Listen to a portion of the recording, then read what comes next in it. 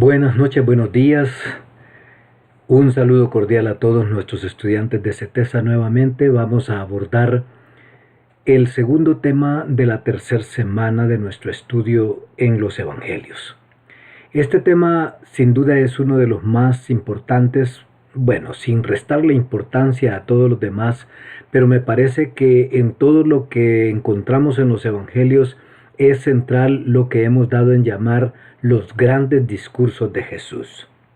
Siento mucho que al repasar el material que aquí tengo está todavía muy bosquejado, es decir, tenemos que dar algunos pasos muy grandes para poder avanzar, porque bien podría constituirse en una serie de lecciones que podrían durar bastante tiempo y sin embargo para los efectos de este curso vamos siempre a avanzar de manera bastante rápida o bosquejada como lo hemos hecho en otras ocasiones, sin dejar de apuntar aquellos elementos que son considerados esenciales en el estudio de esta parte de los Evangelios.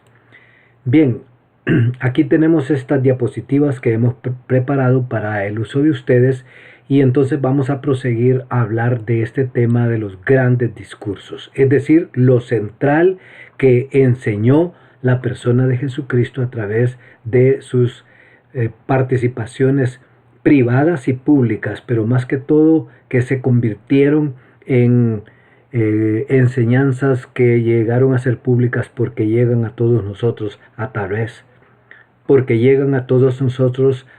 del Nuevo Testamento. Pasemos a la segunda diapositiva de una vez para poder ver el bosquejo general de estos grandes discursos.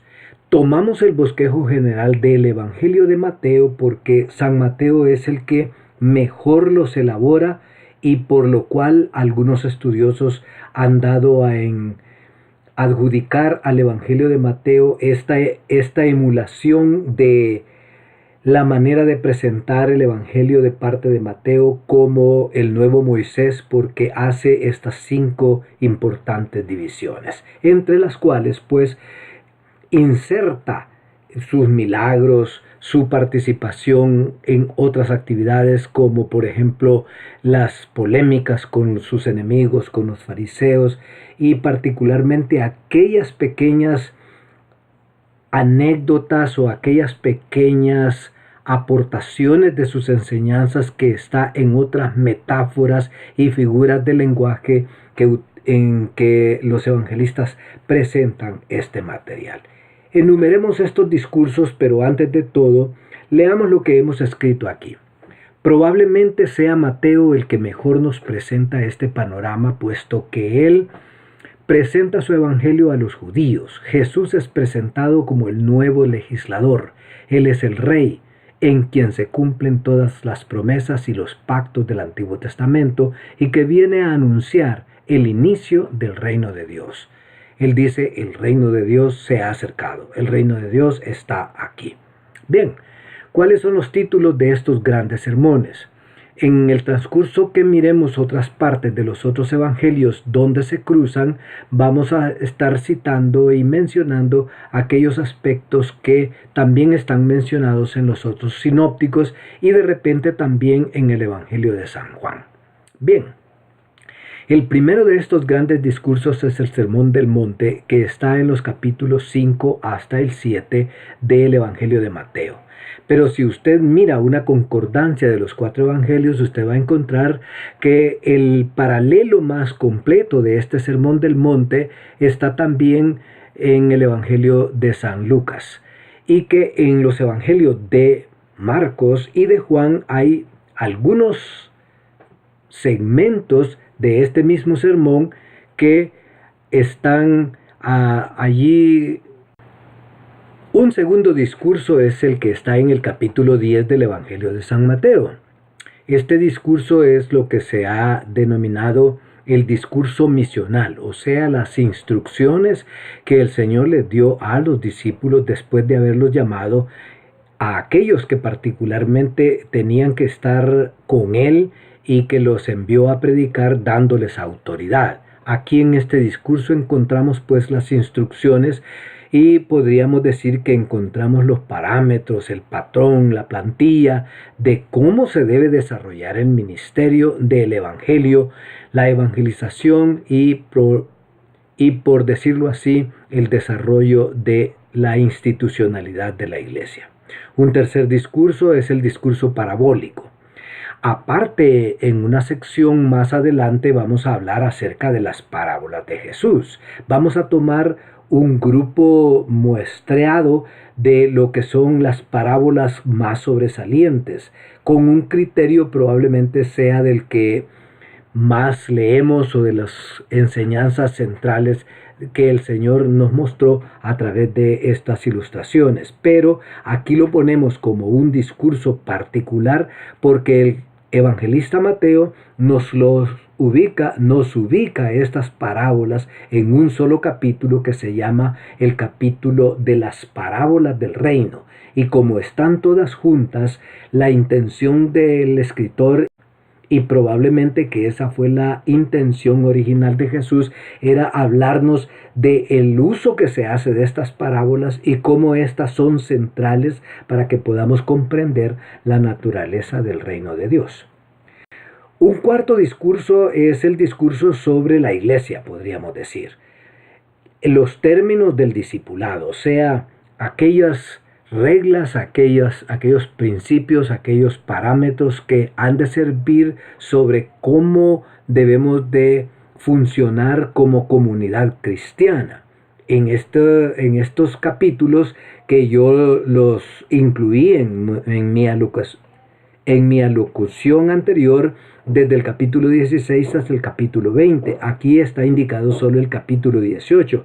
Es que el capítulo 18 es el que mayor instrucciones sobre esto contiene. Pero la verdad es que está tomado desde el capítulo 16, cuando Jesús lleva a sus discípulos y les hace levantar una encuesta entre los vecinos, entre los amigos, los manda ahí a las casas y luego los reúne y les pide el resultado de esta encuesta. La única pregunta que hacían era: ¿quién piensa la gente que es Jesús? Y como corolario de esa pregunta, Jesús les pregunta a ellos: ¿y ustedes quiénes dicen que soy? Los discípulos respondieron, pero la respuesta más acertada fue por supuesto la de Pedro, Cefas, porque él fue el que se adelantó a declarar: tú eres el Cristo, el Hijo del Dios viviente. Entonces esta respuesta más acertada es la que hace entonces el inicio de esta idea de la iglesia, puesto que al contestarle a Jesús, como dijimos en nuestra participación anterior, Jesús le dice: tú eres Pedro y sobre esta roca edificaré mi iglesia. Y esta es la primera vez que en los evangelios se menciona la palabra iglesia, mi asamblea, mi eclesía. Bien, pero esta idea va hasta el capítulo 20 en realidad. El último discurso de que vamos a hablar aquí es el discurso que se denomina el discurso sobre el Monte de los Olivos, o sea, el discurso escatológico, el pequeño apocalipsis que encontramos en los capítulos 24 y 25 del Evangelio de San Mateo. Si seguimos a nuestra segunda diapositiva aquí, vamos entonces a adentrarnos a algunos elementos más profundos sobre el discurso maestro, el discurso por antonomasia más importante, porque aquí es donde Jesús nos habla de qué es el reino de los cielos, de cómo debe ser la característica de las características de los súbditos de este reino, cuáles son sus cualidades o, como lo diríamos hoy en la vida posmoderna, el perfil de los ciudadanos del reino de Dios. Y que estas características son las que habrán de buscar en todos aquellos a quienes hay que invitar a ser participantes de este reino. ¿En qué consiste entonces el Sermón del Monte? Usted nota que este título lo puse al revés. ¿Por qué? Porque este reino es totalmente al revés. Cuando Cristo viene a hablar de su reino, no viene a hablar de un reino como los de este mundo. Los reinos de este mundo tienen sus características. Vamos a mencionar algunas de ellas. Los reinos de este mundo dependen del poder militar, poder del dinero y poder de la influencia de los líderes hacia los súbditos o hacia los que van a dirigir su reinado.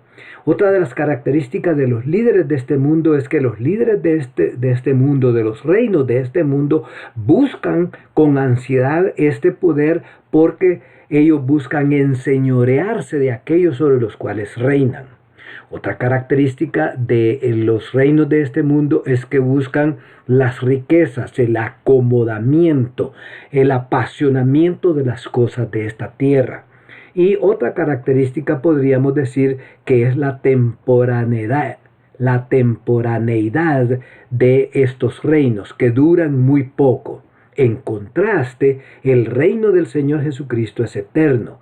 El reino del Señor Jesucristo no se busca por interés, sino que se encuentra cuando buscamos y logramos el señorío de Jesucristo. Cuando no escatimamos el sufrir por causa de la justicia de este reino. Los súbditos de este reino tampoco buscan las cosas que brillan o que son de la opulencia de los característica de los príncipes y de los reyes de este mundo y de buscar el poder por acumular riquezas, sino que las riquezas de este reino son riquezas que se envían al cielo a través de nuestro servicio, de nuestra humillación y de nuestra capacidad para manifestar los símbolos o las maravillas que representa la presencia del reino en este mundo. Aquí por eso encontramos nosotros que en este sermón, en este discurso principal, encontramos los principales mandamientos, guías, prioridades de lo que es el reino de Dios. La relevancia de este discurso queda de manifiesto no solo en que Lucas enfatiza algunas de sus enseñanzas en el pasaje conocido en el caso de Lucas como el Sermón del Llano, en el capítulo 6 del Evangelio de Lucas, sino que Jesús mismo lo consideró tan importante como para repetirlo de manera distinta en los 4 evangelios. Pasemos a la siguiente diapositiva. ¿En qué consiste este reino y cuáles son las cualidades o el perfil de los que deben ser ciudadanos del reino?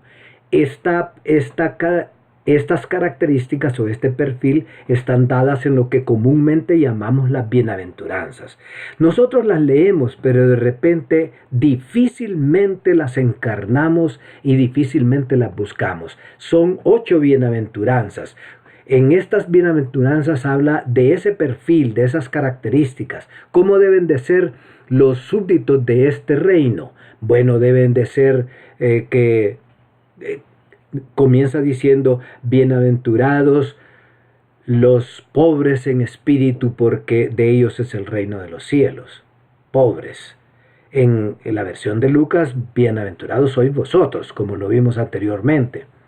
Allí hay un elemento bien importante. Los súbditos de este reino no buscan riquezas, no tienen altas cuentas bancarias de qué depender. No estoy diciendo que un cristiano no deba tener una cuenta, pero no va a depender de eso para pertenecer al reino de los cielos.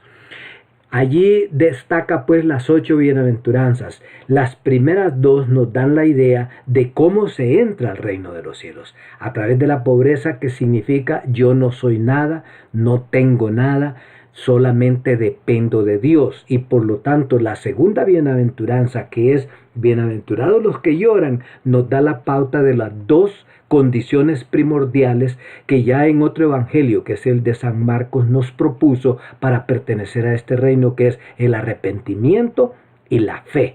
Es decir, cuando nosotros entendemos que solamente podemos depender de Dios, no de nuestra riqueza, no de nuestra fama, no de nuestro nombre, entonces podemos entrar al reino de Dios. Y luego llorar, ¿qué significa eso? El arrepentimiento, es decir, el dolor por nuestros pecados.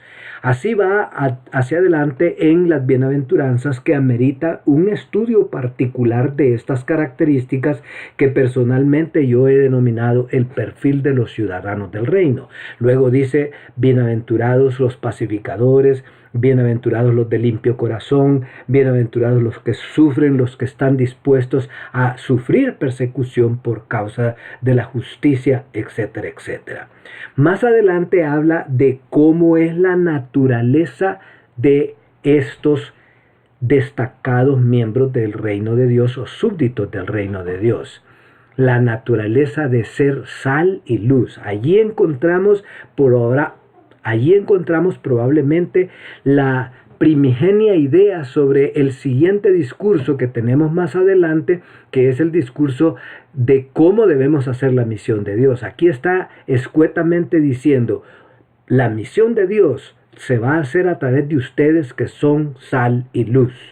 Luego sigue hablando del papel de la ley y del contraste con la ley, con la gracia, o sea, con el Evangelio de Jesucristo. Y es aquí donde, cuando estudiamos este tema a profundidad, encontramos que Jesús se convierte en no solamente un intérprete de la ley, sino un modificador del concepto de lo que ha de ser ley, pero no la ley en el mismo espíritu del Antiguo Testamento. Por eso estos mandamientos están precedidos por la frase de Jesús muy típica, oísteis que fue dicho tal y tal cosa, pero yo os digo. Oísteis que fue dicho a los antiguos, no cometerás adulterio, pero yo os digo. Si alguno codicia, si alguno mira a una mujer para codiciarla, ya adulteró contra ella. Si alguno dice, en el caso de la ira o del odio o del mandamiento de matar o de asesinar a otra persona, dijo él, oísteis que fue dicho a los antiguos, no matarás, pero yo les digo que si cualquiera se enoja locamente como para tratar con odio a otra persona, ya mató en su corazón. Bien, ahora enseguida en este sermón también discrimina entre la ley de Moisés y la tradición de los ancianos. Distingue lo que es el espíritu, el corazón de la ley y lo que los fariseos, los judíos en su tiempo interpretaban que era la ley, que más que todo estaba centrada en lo que ellos consideraban la interpretación de ellos y que llegó a llamarse la tradición de los ancianos. Los critica en este sermón, toca los aspectos más álgidos de los mandamientos de la ley, reubica las prácticas religiosas básicas en su rol apropiado como súbditos del reino y desafía a los oyentes a ser hacedores y no oidores solamente de los mandamientos y de los deseos de Dios. Bien, más adelante en el capítulo 5 mismo, el rey anuncia, y esto lo vemos en la siguiente diapositiva, el rey anuncia la búsqueda de los súbditos, cuáles son sus características y llamado, y el costo y las prebendas de los súbditos. También el rey anuncia la proyección de los súbditos, entonces como sal y como luz. El rey anuncia su postura frente a la ley. El legislador no desafía la ley proclamada y respetada. El legislador viene para cumplir, no para abrogar. El legislador apela al espíritu de la ley. Y el legislador valora y respeta la ley, no es un antinomiano, es decir, no es uno que no predica y que no cree en la ley, que no practica la ley. Bueno, en ese sentido, en la siguiente diapositiva encontramos que entonces va a hablar también este sermón de cómo es la actitud espiritual del ciudadano del reino. Un escritor famoso que murió hace muy poco, creo que hace unos 2 años, John Stott, inglés, escribió un libro que se llama Contracultura Cristiana y que más tarde se ha publicado como El Sermón del Monte simplemente. Él lo llamó a esta parte la religión del ciudadano del reino. Nosotros le hemos titulado la vida espiritual o la vivencia de la fe del ciudadano del reino de Dios. Y aquí encontramos nosotros que entre estas cosas importantes que él menciona acerca de cómo el cristiano debe practicar su fe, hay 3 cosas que debe practicar básicamente y que deben de ser en secreto, que son la oración, el ayuno y el dar. Aquí entonces encontramos nosotros que estos 3 elementos son torales en la práctica de la fe del ciudadano del reino de los cielos. Aquí podemos hacer un estudio mucho más profundo, no tenemos ese tiempo, pero nos habla de que nosotros debemos aprender a orar, pero conforme a los deseos de Dios. Y hace un contraste en cómo no se debe de orar y cómo sí se debe de orar. Luego habla del ayuno y dice que también ha de hacerse en secreto. Es interesante que nosotros en lo personal tenemos que cumplir esto, aunque no estamos diciendo que los ayunos como convocatorias de las asambleas de el Señor, que es la iglesia, se puedan hacer, pero en realidad en la vida personal del ciudadano del reino lo que vale es la práctica secreta, tanto del ayuno como de la oración y también de las dádivas, porque dijo él, no des para que se dé cuenta toda la gente. Las tres cosas son las tres prácticas centrales de lo que es la práctica de la fe de el ciudadano del reino.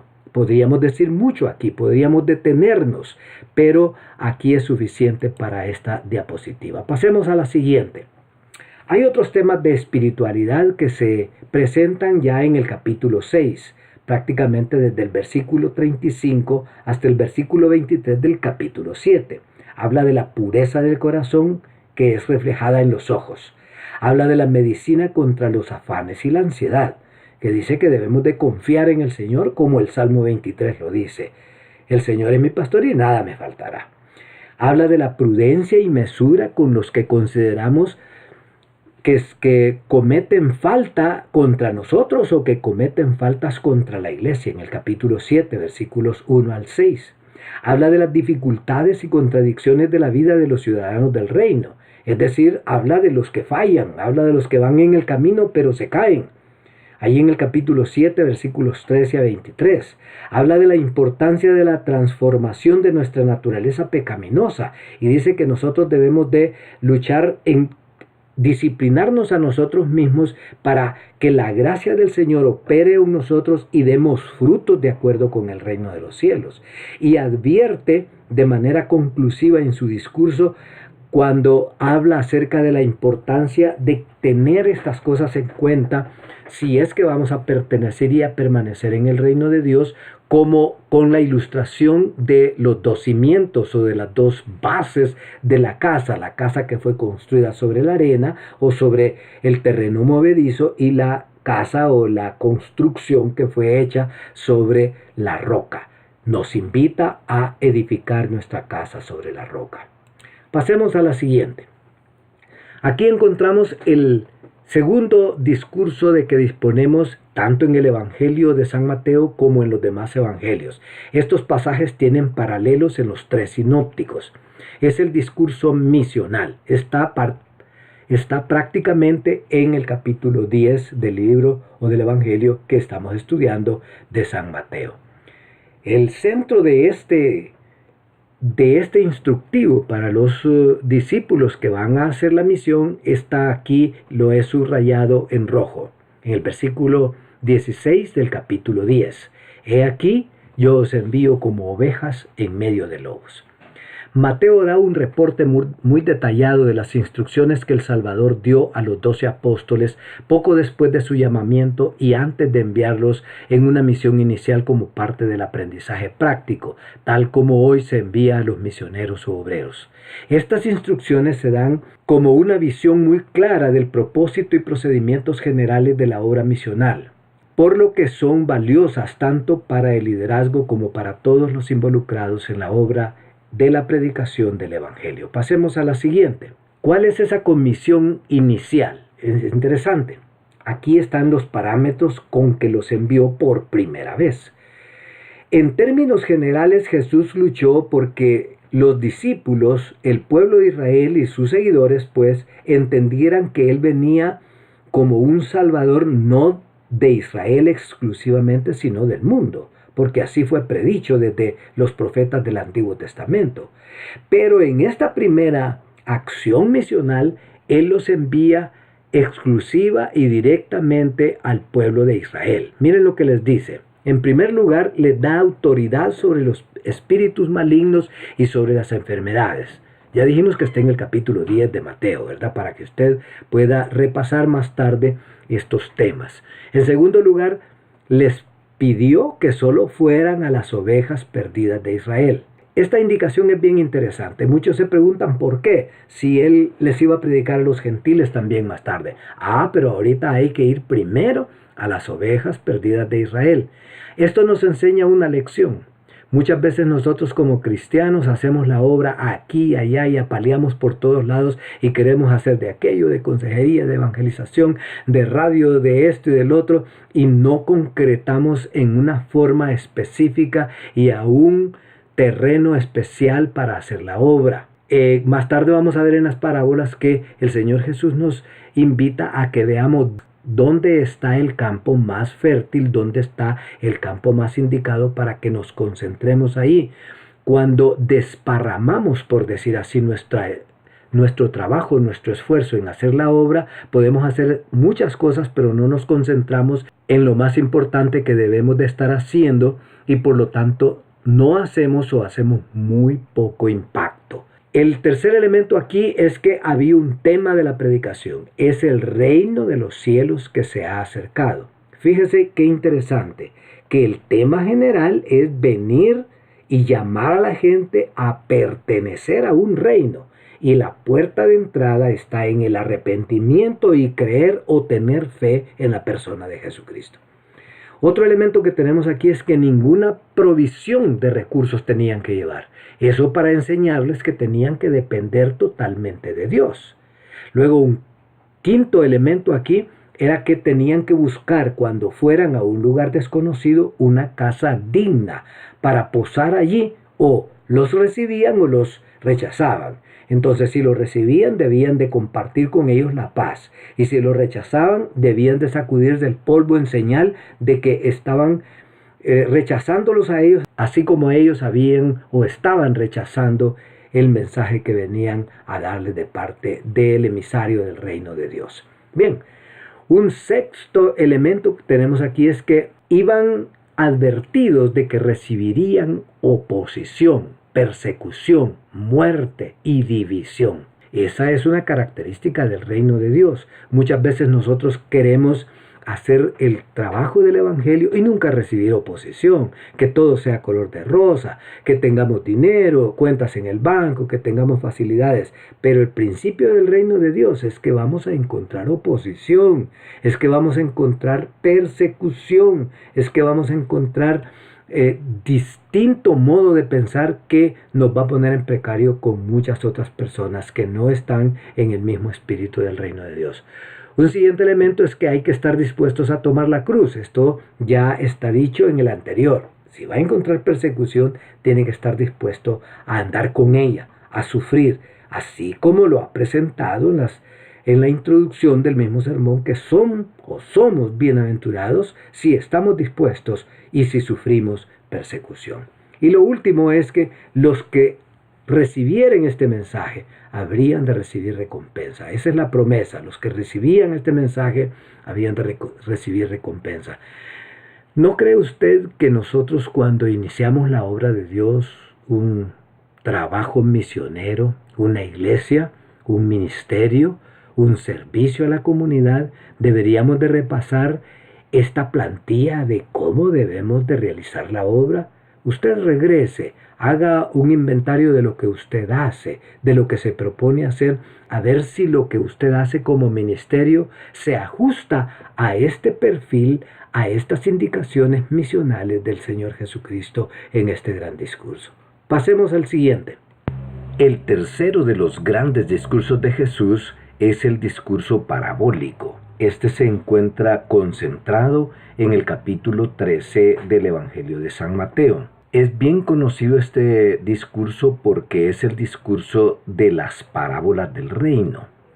En esta presentación que estamos haciendo aquí, hemos bosquejado en una sola diapositiva este discurso de las parábolas en corto porque nos vamos a referir a ellas de una manera más extensiva en nuestra próxima presentación la siguiente semana.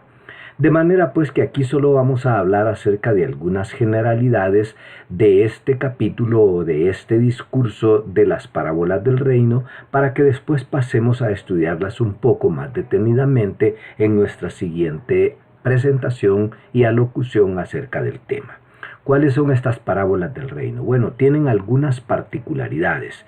En primer lugar, están agrupadas por Mateo como las parábolas del reino porque la presentación o la introducción de cada una de estas parábolas, el Señor Jesucristo la hace diciendo, el reino de los cielos es semejante a. Entonces, en este discurso, que se repite de alguna manera en el capítulo 4 del Evangelio de San Marcos, lo hacen los evangelistas porque de una manera muy especial presenta a Jesús su proyecto principal, que es el establecimiento del reino de Dios que Él ha venido a inaugurar. Además, es aquí donde se explica el propósito y significado de las parábolas, es decir, que cuando relata la primera parábola, probablemente la más conocida de todas, que es la parábola que nosotros conocemos como la del sembrador y que algunos estudiosos mejor la denominan con el nombre de los 4 terrenos, es una de las pocas que Jesús explica, o sea, que le da una interpretación. Entonces, cuando los discípulos vacilan en darle el sentido que tiene o en apreciar el sentido que tienen, le preguntan a Jesús y Él la interpreta. Esta interpretación, valga decir que es un principio hermenéutico generalizado para interpretar otras parábolas del mismo género o tal vez la mayoría de las parábolas. Bien, ¿cuáles son estas parábolas? Pues la primera ya dijimos de los 4 terrenos o la parábola del sembrador. El punto central en la parábola del sembrador es que el sembrador, o sea, el ciudadano del reino, la persona misma de Jesucristo, tiene una semilla que sembrar, una simiente, y va a sembrarla y va a buscar los terrenos apropiados. En el primer caso, el terreno del camino está muy duro, no tiene fruto.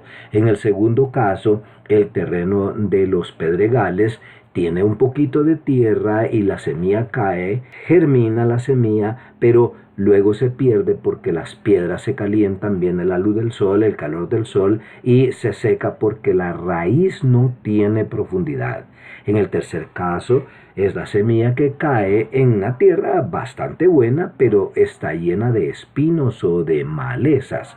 Y estas malezas son más robustas, crecen y ahogan la buena semilla. Y la cuarta clase de terreno, los centrales, que es buena tierra, que produce, que lleva a cabo una producción de que proporción tal que una semilla produce 100 o produce 60 o produce por lo menos 30. Bien, la siguiente parábola es la parábola del trigo y la cizaña. Fíjese que van en una dirección del panorama geográfico, geopolítico de aquel momento, porque se está dirigiendo a un pueblo campesino, de sembradores, de pastores de ovejas que conocen este tipo de trabajos de la vida diaria. Esta parábola lo que trata de enseñar es que el reino de los cielos puede abrigar a aquellos que permiten nacer, crecer la buena semilla, pero que hay un enemigo que trae una semilla mala, la cual se llama cizaña. De allí que se ha popularizado hasta el día de hoy el nombre cizaña, porque esa la siembra un enemigo. El final de la parábola es que los labradores quieren discriminar la cizaña de la buena semilla, pero el Señor no los deja y tiene una conclusión, un clímax escatológico, porque dice que al final del siglo el Señor es el que se va a encargar de discriminar y de apartar el grano bueno del grano malo, o mejor dicho, la paja, y la va a echar al fuego. En el caso siguiente es la semilla de mostaza. La parábola de la semilla de la mostaza y la parábola de la levadura son parábolas que tienen un clímax o una enseñanza central muy similares.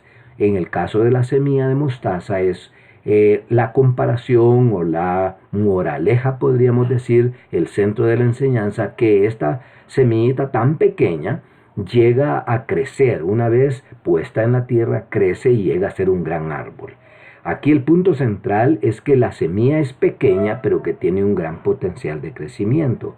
En el caso de la levadura se mete en una medida de masa. Dice allí que en una masa de una harina, pues de trigo normalmente, ¿verdad? Y que allí en lo escondido va conquistando las partículas de masa hasta que logra hacer crecer toda la masa. Se parecen las parábolas, pero el énfasis de la semilla de mostaza es que esta cosa ínfima, pequeña, insignificante, llega a ser grande. En el caso de la levadura es lo secreto de este crecimiento. No vemos, no explicamos o no podemos ver a la simple vista cómo crece. En el caso de la semilla de mostaza sí podemos ver, pero no en el caso de la levadura, porque crece como en el secreto, y esto es lo que él llama que es un misterio. La siguiente parábola también está emparejada con la del hombre que está buscando. Son dos parábolas, la del tesoro escondido y la del mercader buscador de perlas. En el caso del tesoro escondido, pues este hombre está trabajando, está buscando cómo sustentarse, está buscando algo que es beneficioso para su vida y encuentra un tesoro. No dice las especificaciones del tesoro, posiblemente era alguna veta de algún metal precioso, podríamos decir. El hombre va, vende lo que tiene y compra el campo donde está el tesoro. En el caso del mercader también anda buscando la mejor perla de todas, y cuando la encuentra va también y vende todo lo que tiene y compra aquella única perla. En el caso del tesoro escondido, el hombre compra todo el terreno, o sea, compra todo el sitio o el entorno donde esté el tesoro. Fíjese bien que ahí hay muchas aplicaciones que hacer. Y en el caso del mercader que busca perlas, también va y vende todo lo que tiene para comprar la única perla. Aquí en estas dos parábolas el centro de la enseñanza está en el hecho de que vale la pena deshacerse, tirar por allá, vender lo que ya tenemos conforme a los parámetros de este mundo para ser capaces de comprar en el reino de los cielos. La siguiente es la parábola de la red que recoge de todo, de toda clase de peces. Unos son flacos, otros están más gorditos, unos son buenos para comer, otros pueden ser venenosos, unos pueden ser de adorno, pero no los necesita el pescador. Y en este caso, el centro de esta parábola es el hecho de que el reino de los cielos abarca, agrupa, como en el caso del trigo y la cizaña, toda clase de caracteres, de personas, de intenciones, y que cuando venga el fin del siglo, dice, el fin de la edad, el fin de la era, es escatológica la conclusión o la aplicación. Va entonces el Señor mandar a sus ángeles, como en el caso de la semilla, dijimos, del trigo y la cizaña, va a discriminar, no nos toca a nosotros. El punto central aquí es que no nos toca a nosotros seleccionar ni quemar la cizaña, tampoco matar los peces que no son buenos, sino que el Señor al fin del siglo va a discriminar. Así será el fin del siglo, dice. El Señor va a discriminar, y esto iría muy apropiadamente con la parábola de las naciones, allá en el capítulo 25 de San Mateo, en donde dice que apartará las ovejas de las cabras, y unos les dará la bienvenida y a otros rechazará. Bien, y la última es la parábola de la semilla que crece de suyo, o sea, que crece por sí misma. Algunos le han dado otro nombre, más adelante vamos a hablar de esto en nuestra presentación sobre parábolas específicamente, pero aquí el punto principal es que Dios es el que da el crecimiento, porque nadie puede observar, aplicar el conocimiento, la sabiduría, la tenacidad o el trabajo mismo para lograr que las plantas crecen. Ellas, al caer en tierra, germinan y empiezan a crecer, pero no sabemos cómo crecen. Ninguna ciencia ha podido determinar la planta toma esto. Sabemos que toma los nutrientes del suelo y todo eso, pero no sabemos cómo. Y así es el reino de los cielos. Hay cosas que Dios está haciendo, pero no sabemos cómo. Por eso es que están llenas de misterio. En general, esto es todo lo que vamos a decir por hoy sobre este discurso, tercer discurso, que es el discurso parabólico de Jesús, porque vamos a hablar de estas parábolas en nuestro siguiente segmento la otra semana. Bien, el siguiente discurso es sobre las responsabilidades del discípulo, y yo he dicho que abarca desde el capítulo 16, pero particularmente se habla más de esto desde los capítulos, o mejor dicho, en los capítulos 18 al 20.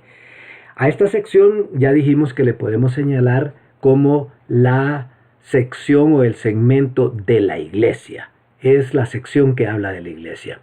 Este discurso fue dado poco después de la confesión de Pedro en el capítulo 16, versículo 18, y de lo sucedido en el monte de la transfiguración. Fue tras la confesión de Pedro que Jesús determinó volver por última vez a Jerusalén con el conocimiento claro, con el sentimiento claro, la convicción clara, diría yo, que allí sería crucificado. Le voy a dejar que usted lea lo demás. En este segmento de lo que habla Jesús es de las reglas de la iglesia.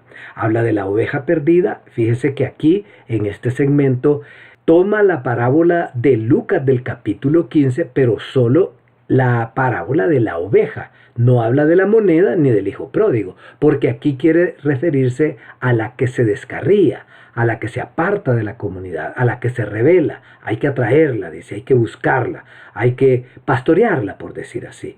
Y luego, cuando hay desavenencias entre el cuerpo, da las pautas como se deben de tratar. No se debe de ir a la corte, sino que se debe tratar con él personalmente, con 2 testigos, y luego frente al concilio, y luego por último viene hasta la excomunión, pero no sin antes pasar por un proceso. Lo importante aquí son lo importante aquí que vamos a mencionar serían unos 3 o 4 elementos que se destacan. Lo primero es que la responsabilidad de mantener la calidad en la comunidad cristiana es de nosotros los discípulos o los pertenecientes al reino. El segundo elemento que se destaca es que sí somos guardas de nuestro hermano. No podemos desprendernos de nuestra responsabilidad que tenemos para con el otro, sea que nos trate bien o sea que nos trate mal, sea que sea leal a la comunidad cristiana o sea que se descarríe o que se deslice. Tenemos responsabilidad con él. Un tercer elemento que aprendemos de aquí es que ya esto está en la manera como percibimos el liderazgo. Y aquí hablamos de que ya en el capítulo 20 que se disputan, ¿quién va a ser el primero? Y Jesús los oye que están discutiendo y les pregunta, ¿qué es lo que estaban discutiendo? Y ellos les dicen, bueno, tuvieron que con pena confesar que estaban hablando de que cuando él ya no estuviera, que quién iba a ser el primero. Entonces Jesús aprovecha para darles las enseñanzas. Por eso es que pusimos esto al revés. Porque en el reino de los cielos le dice, ¿quién va a ser el primero? El que le sirva, el que esté dispuesto a llevar la cruz. El primero va a ser no como los reyes de este mundo que se aprovechan de sus súbditos, sino que les sirve. Y a esa conclusión llega. Un cuarto elemento que podemos aprender aquí es que la iglesia es una organización que representa el reino de Dios, pero en la cual también tenemos que luchar para que nosotros podamos mantenerla unida. Cuando no la podamos mantener unida, nuestro corazón debe estar siempre limpio para no menospreciar o no condenar con los fuegos del infierno, como lo dice ya en el capítulo 7 en el Sermón del Monte, a los que no están con nosotros. Podemos seguir a la última, y este es el discurso apocalíptico de Jesús. Me ha llevado un poquito más de tiempo, aguántenme un poco más. Amerita un estudio más detallado, pero este discurso es lo que llamamos el pequeño Apocalipsis. Surge por la pregunta de los discípulos, ¿cuándo serán estas cosas? Porque se acercan al templo y le dicen, Señor, mira qué bellos edificios. Y es que en realidad tenían bellos edificios. Jesús les dice, tengan en cuenta que no quedará piedra sobre piedra. Esta profecía o esta predicción, mejor dicho, fue cumplida en el año 70 cuando Tito, el general romano, destruyó la ciudad de Jerusalén. Pero aquí se mezclan 2 cosas, porque hay 2 o 3 preguntas que se relacionan. Dice, dinos cuándo serán estas cosas, qué señales habrán de tu venida y del fin del mundo. Hay 3 cosas.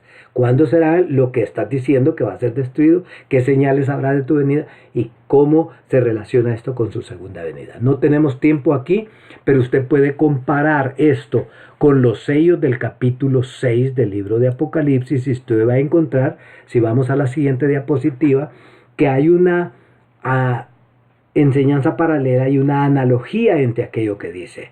¿Qué son las cosas que presenta Jesús aquí? Primero dice que vendrán falsos cristos, luego que vendrán hambres, pestilencias, guerras y rumores de guerra, etc. Aquí se refiere a tres sucesos: a la destrucción literal de la ciudad de Jerusalén y del templo, a las señales de su venida. Las señales son una cosa, la venida es otra, y otra cosa es el fin del mundo. Entonces, a las tres cosas se dirige Jesús, y probablemente haya algunas partes de este discurso mezcladas, porque la parte más difícil son los versículos en donde él dice que no pasará esta generación hasta que todo esto acontezca. Y esto está dicho en la supuesta respuesta acerca de las últimas cosas, o sea, del fin del mundo. Pero lo que Jesús asegura es que antes de su venida vendrán falsos cristos y vendrán muchas señales, y que el fin no será todavía, pero cuando venga el fin, entonces los mismos fundamentos del mundo serán conmovidos, los cielos serán conmovidos, y habrá mucha conmoción en el mundo. Pero a la vez dice que algunas de estas cosas serán vistas por las personas que todavía viven. Probablemente este dicho, aunque está en medio de la parte que se le asigna a las cosas que han de suceder en el fin del mundo, probablemente lo más seguro es que correspondan a las señales de su venida y a los acontecimientos que iban a suceder en Jerusalén y particularmente en el templo en años subsiguientes, como es la destrucción del templo en el año 70. Bien, pasemos a la última diapositiva aquí. Aquí vemos la comparación entre lo que dice Jesús que iba a acontecer como señales de su venida y también como señales de el fin del mundo, pero que todavía no es el fin. Aquí no voy a comentar muy detenidamente esto, ya lo dije, que hay una analogía entre lo que dice cada uno de los sinópticos en este discurso, porque hay que recordar que este discurso está registrado en los tres sinópticos. ¿Y cómo lo puede comparar usted con el capítulo 6 del libro de Apocalipsis y también parte del capítulo 7? El orden de estas cosas que menciona Jesús son primero anticristos, o sea, cristos falsos. Y luego algunos piensan pues que en la interpretación del Apocalipsis esto es lo que significa el jinete del caballo blanco que aparece en el capítulo 6, el primero que aparece ahí, y que después vendrán las guerras, los conflictos internacionales, las hambres, y las pestilencias, los terremotos y las persecuciones. Y luego pues habrá las señales en el universo antes del final. Y estos están aquí en este numeral 6. Señales en el sol, la luna, las estrellas y el cielo. Como los presenta Mateo en este discurso. Luego como las presenta Marcos, señales en el sol, la luna, las estrellas y el cielo. Y en Lucas habla de persecuciones. Y en el capítulo 6 de Apocalipsis, como ya les dije, terremotos, señales en el sol y en la luna. Vea esta analogía y usted va a ver cómo este pequeño Apocalipsis se presenta como una interpretación adelantada o como una pauta para interpretar lo que nos enseña también el libro de la Revelación, el libro de Apocalipsis. Por ahora, muchas gracias. Hemos hablado en términos generales de los grandes discursos y nos despedimos de ustedes. Hasta la próxima.